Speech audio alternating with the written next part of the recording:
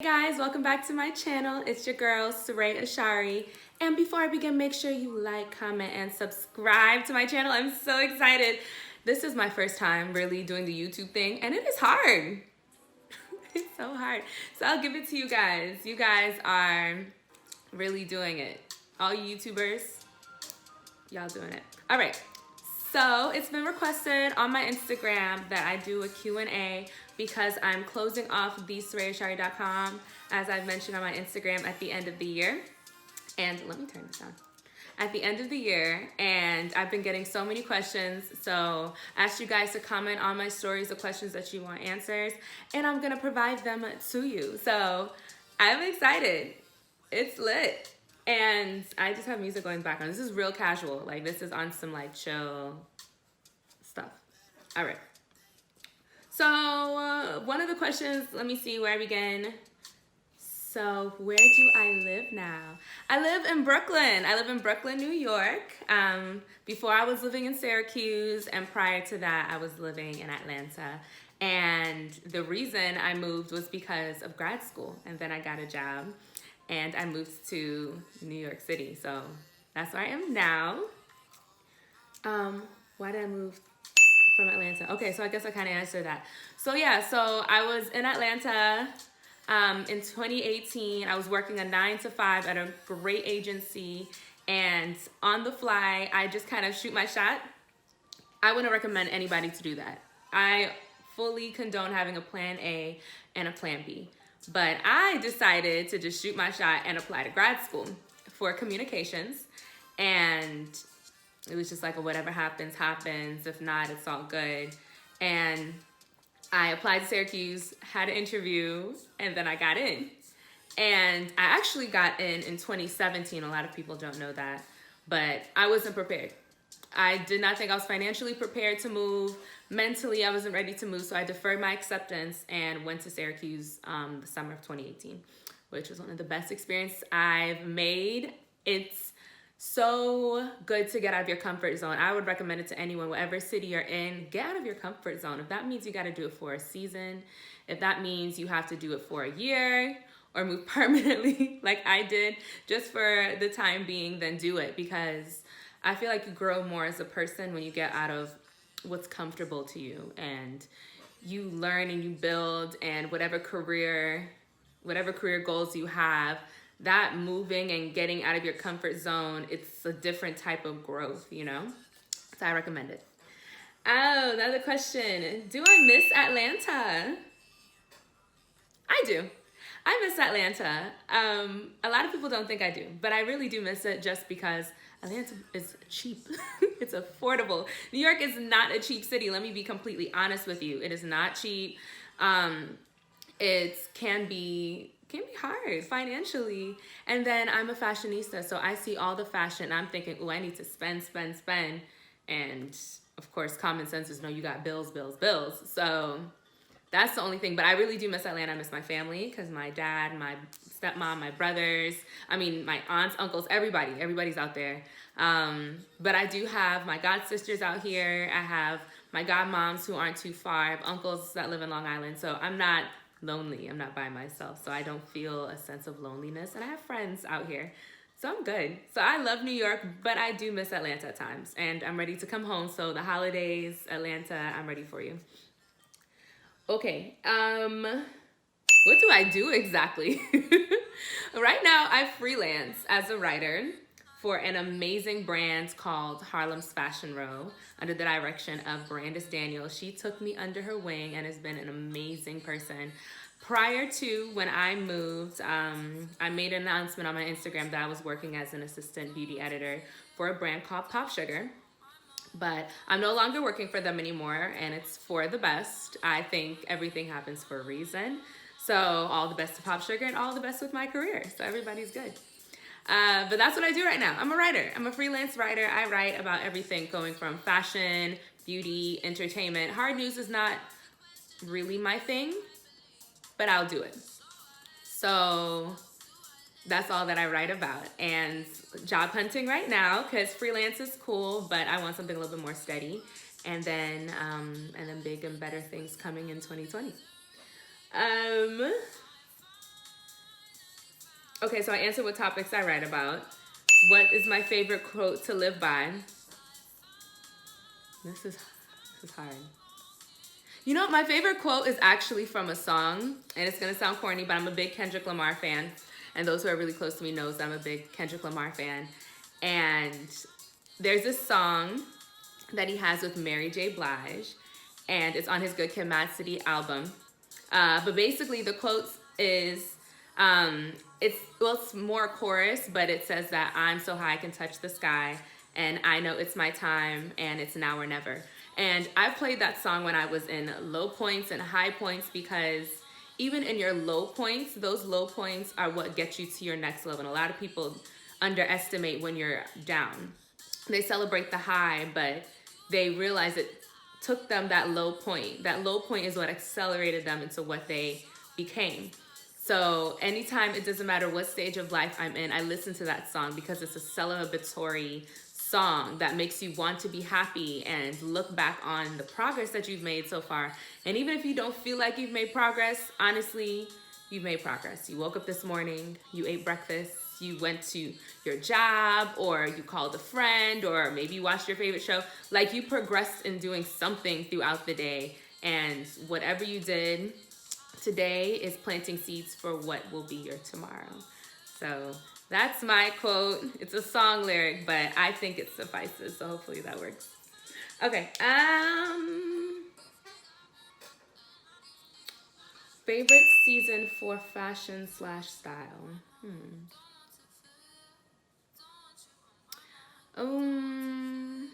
I want to say fall, just because I feel like fall is really a test of your fashion sense. A lot of people can, do the thing in the summer, but then when fall comes, it's like, oh my gosh, what to wear? I'm not prepared. I didn't get a chance to buy things. And it's all about layering. It has a lot to do with colors and whatever. I mean, you can easily put on a hoodie too. I mean, hey, that's cool too. But I think fall, you really find out who's really doing it. And I really love seeing fall fashion.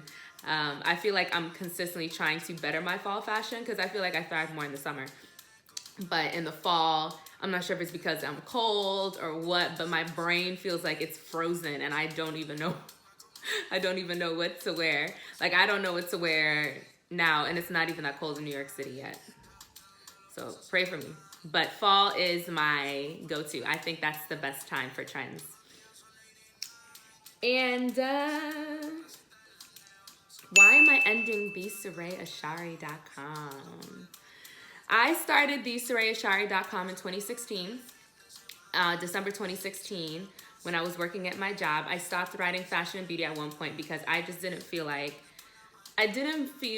that anybody was reading my stuff. And I don't know. I wasn't feeling confident of myself as a writer, especially in the fashion beauty spaces. And it's hard to break into the fashion beauty industry. And I just wasn't confident in myself. And my job, I was writing more health-related topics.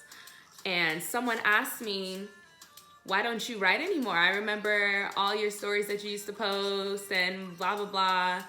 I was telling them I still write, but it's just not fashion beauty anymore. And they were just like, well, why? And I didn't really have a response, because honestly, it was what I loved to do. So I thought, okay, let me just create this blog that talks about up and comings in the fashion, and at the time it was just fashion world. And then I added beauty the next year, but just the fashion world. And I just decided that I was gonna do it just for the fun of it. It was something I can do on the weekends that brings me joy. And that's literally how it started. And then on and off throughout those years, I would plug in articles. At one point I revamped that entire site, took all the articles I put them away. I don't know why I did that. Started afresh, and I don't know if I wasn't confident in the articles I wrote before, but they were really good, and I wish I had saved them. So I did all that, and after doing all of that, I just decided that I was going to continue it. It was bringing me joy, and I continued it while I was here in New York City for a little bit. It was kind of hard balancing a 9-to-5 with my own website. And then I just decided that I needed to think bigger. I wanted to think bigger, and I felt my website coming to a close. I just felt like that journey, that time, that website was honestly therapeutic for me. If anything, it was for 110% selfish reasons, and it was therapeutic for me. But it also gave me a chance to tell stories of people who I respect or gotten to know throughout the years. And I made some great connections. So it was a great run, and I'm going to honestly miss it. And I'll probably tell my kids about that website. But now moving on, and I will be moving on to YouTube a little bit more frequently, and other big things that I will not disclose yet, but you will find out in the near future. So yeah, that's why I stopped it. But I'm glad that you asked that question. I'm glad that you love it. Person who asked a question that I will not disclose, anonymous. And more good things are gonna happen towards the end of the year, and I'm closing it out in December, and it'll be time to say goodbye. One of my favorite stores in New York City. Right now, I like Mulberry and Grand. I found out about that store when I was doing my capstone trip, my benchmark trip during grad school, and met an amazing person that works there named Emmy. She doesn't work there anymore, but she used to work there, and because of her, I love the store. So Mulberry and Grand is cool. I'm always a fan of Zara. Zara's everywhere. I love Mango. I'm glad that Mango's in New York City. The first time I encountered Mango was when I studied abroad in Turkey, and loved Mango. So it was good to see the storefront again. The Forever 21 and Times Square. I don't like Times Square. I don't like going. But the Forever 21 there is amazing. Like, it's like the club. You walk in, there's a DJ, and it's loud, and there's like 4 floors. And it's just like, it's the littest experience I've ever had at a store, was that Forever 21. I like the H&M on Times Square as well. So, and I'm not a big H&M fan, but that particular store is my go-to. And lastly, what are my keys to success?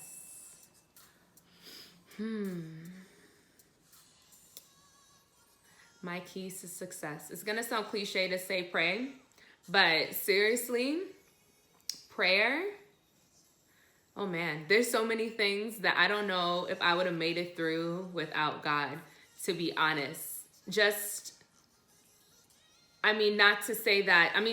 whatever higher power that you worship, like, there's something about knowing that there's an entity out there that is working on your behalf. And sometimes it feels like there isn't. But for me, that's just what I believe. And I believe that God is real. No one can tell me anything less. And that's that. And that's on period. So 1 is definitely God. 2, have a good circle.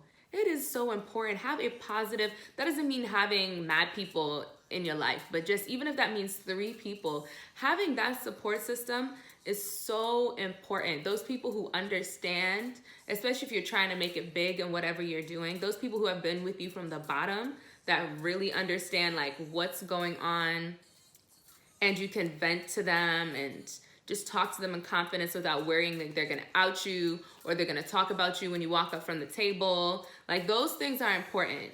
And even if you're an extreme introvert, having at least 1 good friend in your circle that's consistently supporting you in whatever it is that you do, I feel like that's the key to success. They're gonna hold you accountable, and they're gonna be there for you, and they're gonna be the shoulders that you cry on, and they're gonna be the big hugs, and they're probably gonna be the people at your wedding. Like, those are the people that should be in your lives. Get a good circle with you. If that's a business networking circle, have that too. Something separate from friends and family, that's fine, but have a good network, have a good circle. And what's it? I guess I'll do 3. My last one would be, what's the last one? Drink water and mind your business. Mind your business.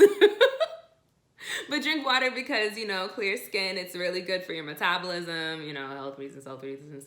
But if you're just staying in your lane, focus on yourself and your self-growth. Don't worry about what other people are doing. Don't compare yourself to other people. If you're on Instagram and you feel like you're not progressing in life because you're watching everybody and you feel like they're going by and you're just here in one place, then you need to delete Instagram. Like, just get rid of it. If it's not building you as a person, if it's not bringing you joy, that what Marie Kondo said?